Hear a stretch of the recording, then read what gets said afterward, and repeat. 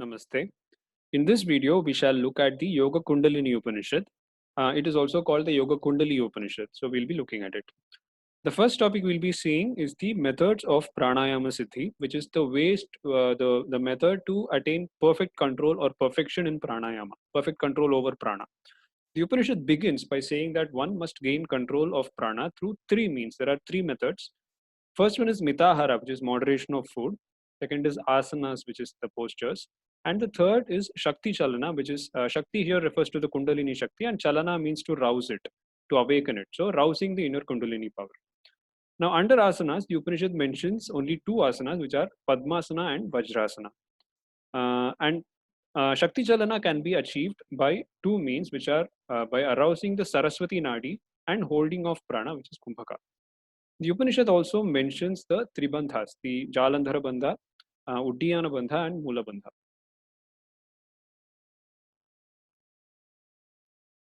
Sorry. Yeah. The next topic we'll be looking at are the types of pranayama that we find mentioned in this Upanishad. The Upanishad says that pranayama is the practice of Kumbhaka, that Kumbhaka itself is the practice of pranayama. One has to practice Kumbhaka combined with inhalation and exhalation, which means to say that one has to voluntarily practice it, as opposed to Kevala Kumbhaka, which happens on its own. That one has to voluntarily practice Kumbhaka retention till such time that he doesn't have to put any effort into it and it happens naturally, which is Kevala Kumbhaka. Till such time Kevala Kumbhaka is attained, one has to voluntarily practice it by combining it with inhalation and exhalation. Now, this combined Kumbhaka is of four types. There are four Kumbhakas which are mentioned in this Upanishad. They are Surya Kumbhaka, Ujjayi Kumbhaka, Shitali Kumbhaka, and Bhastra Kumbhaka. So these are the four Kumbhakas mentioned. If you look at the Hatha Pradipika, there are 8 Kumbhakas, Ashta Kumbhakas. Here we find only 4 mentioned. The Upanishad speaks of Khechari Vidya and the practice of Khechari Mudra as a tool to attain cosmic consciousness. It explains in detail how one has to perform the Khechari Mudra and what are the results of it. It devotes a big passage to explaining this. The next topic is the means of self-realization. The Upanishad prescribes Kundalini Yoga and Dhyana Yoga for attaining self-realization. A person desirous of self-realization ought to give up all sensual desires and take refuge in the Atman. Taking refuge in the Atman means to say that one has to develop an unquenchable thirst for attaining the self. In Vedanta, we see that there are 4 qualities that a person should possess in order to actually enter into the study of Vedanta. The first one is Viveka, which is to discriminate between the good and the bad, real and unreal. Second is Vairagya, which is to give up all desires, all sensual desires, which won't help you in realizing the self. So that is what we see here, that he ought to give up all sensual desires.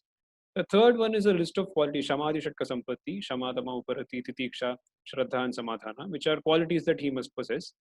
And the fourth and a very important one is called Mumukshutvam. Mumukshutvam is to have a desire, an unquenchable desire for freedom, to get liberated, to get liberation. That is what means to take refuge in the Atman, that one has to have that desire to realize the self, that strong desire, that strong resolve that he really wants to realize the self.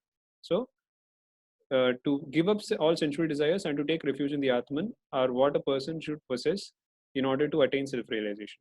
When the Kundalini Shakti has not been aroused, there is bondage. Therefore, one has to make it ascend to the place that is in between the eyebrows, the Agnya Chakra.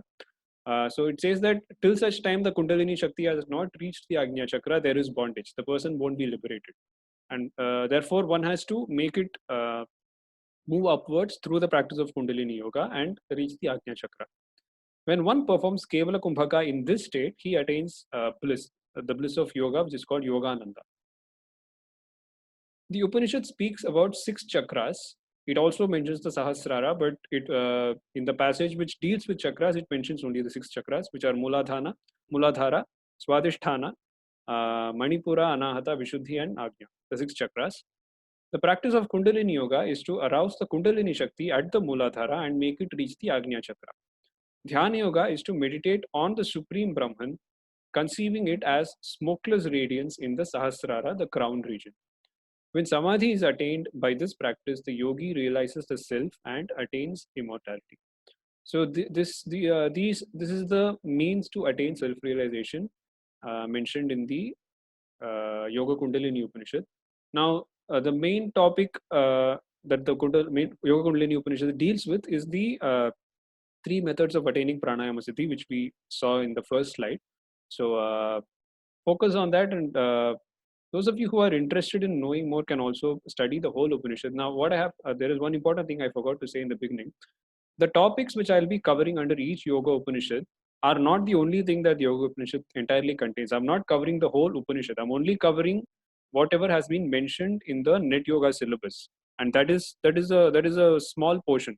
And if I find certain other topics which I think are very important, I cover them also.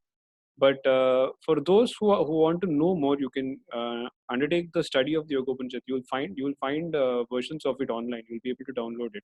So you could do that.